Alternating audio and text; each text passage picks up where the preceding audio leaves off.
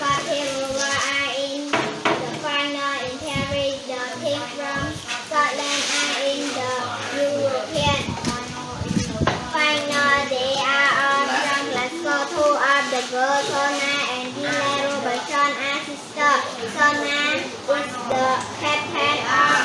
the team. We're so happy here in Paris. Say Sona. Paris in beautiful and this Eiffel Tower is amazing. សាលា KLCUV សូមស្វាគមន៍ទីតាំងសាលាស្ថិតនៅភូមិឡឃុំទួលខ្ពស់ស្រុកទឹកផុសខេត្តកំពង់ឆ្នាំងដែលមានលេខទូរស័ព្ទទំនាក់ទំនង093 340 126នេះគឺជាខ្លឹមសារខិតប័ណ្ណផ្សព្វផ្សាយថ្នាក់ភាសាអង់គ្លេសសម្រាប់កម្រិតដំបូង Beginner ដែលមានតម្លៃសមរម្យនិងពេល1ម៉ោងពេញក្នុងមួយថ្ងៃ